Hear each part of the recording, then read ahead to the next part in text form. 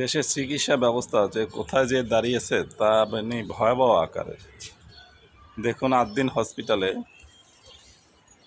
6টি শিশু মারা গেল, কিন্তু তদন্ত কমিটি যে রিপোর্ট দিচ্ছে দায় সারা রিপোর্ট।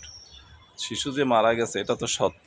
6টি শিশু ভূমিষ্ঠ হওয়ার পর পৃথিবী দেখার আলো বাতাস পাওয়ার আগেই তারা চলে গেল, কয়েক ঘন্টার ভিতরে তারা চলে গেল।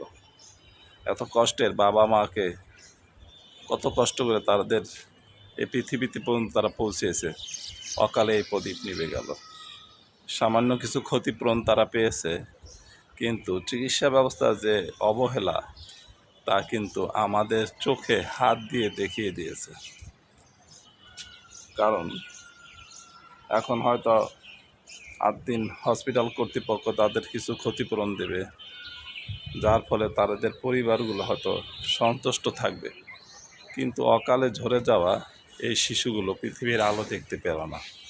একজন পিতামাতাই বুঝতে পারবে তাদের এই অভাবটা হয়তো কোনো একদিন। আসলে খুব লজ্জা লাগে এই ভিডিওগুলো করি, কিন্তু দেশের প্রেক্ষাপট তো চেঞ্জ হয় না। আর দেশের প্রেক্ষাপট চেঞ্জ হওয়ার জন্য কিন্তু অবশ্যই আমাদের সবাইকে পরিবর্তন হতে হবে। 8 দিন হসপিটাল কিন্তু একটি, সবাই বলে দেন গরিবের চিকিৎসা কেন্দ্র, কিন্তু আমি তো ওইখানে বেশ ওর আশপাশে বেশ কয়েকটি বছর কাটিয়েছি। আমার একটি মেয়ে কিন্তু ওই 8 দিন হসপিটালেই জন্মগ্রহণ করছে। ওইখানকার চিকিৎসা ব্যবস্থার সাথে ওইখান নার্স যারা স্টাফ আছে তাদের ব্যবহার কিন্তু কীরকম তা আমি কিন্তু ভালোভাবেই বুঝতে পারি, এবং কী ধরনের খরচ হয় তা কিন্তু আমি জানি। অনেকেই বলে ওইখানে অনেক কম খরচ হয়। কোথায় কম খরচ হয় ভাই? আমি তো এটাই বুঝতে পারি না।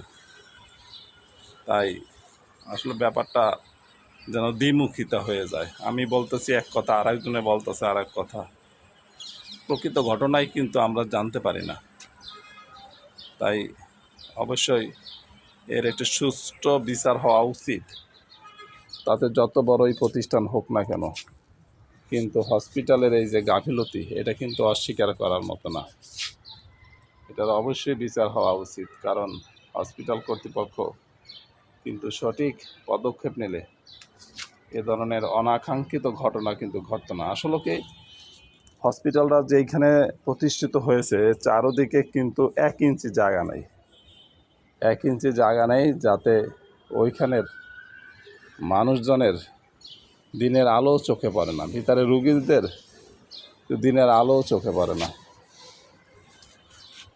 কিন্তু এখানে একটা হসপিটাল হয়েছে।